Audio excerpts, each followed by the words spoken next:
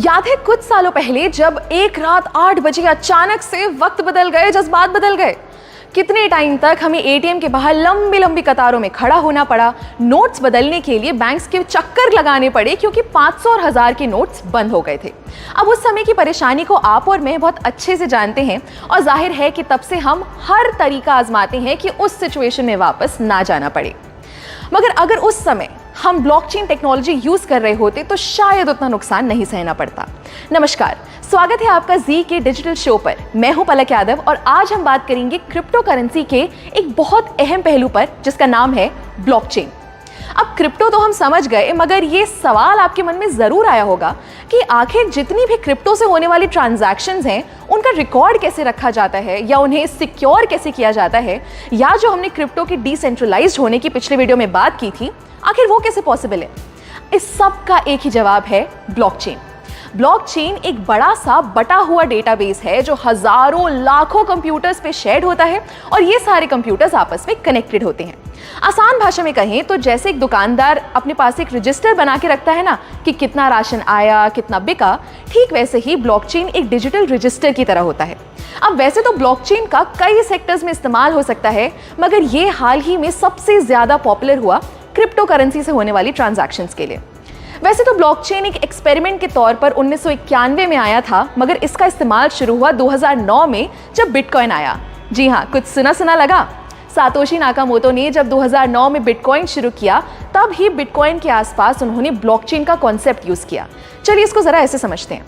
फर्ज कीजिए आपने बिटकॉइन से कुछ खरीदा या बिटकॉइन खरीदा, तो ये जो ट्रांजैक्शन हुई, ये इंफॉर्मेशन एक ब्लॉक के फॉर्म में बन के सेव हो गई।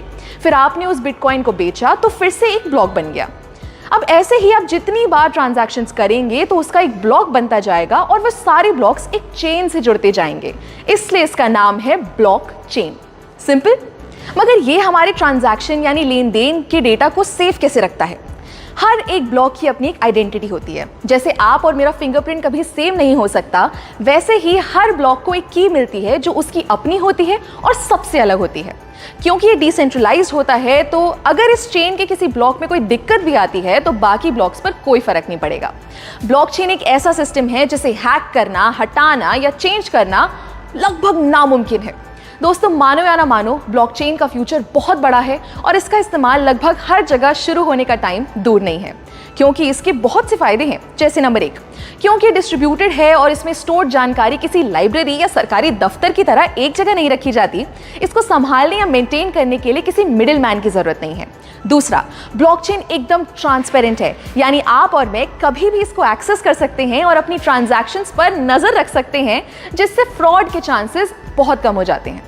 तीसरा, ब्लॉकचेन पर हर इंफॉर्मेशन को बहुत आसानी से ट्रेस किया जा सकता है, यानी पुरानी से पुरानी ट्रांजैक्शन को भी हम देख सकते हैं।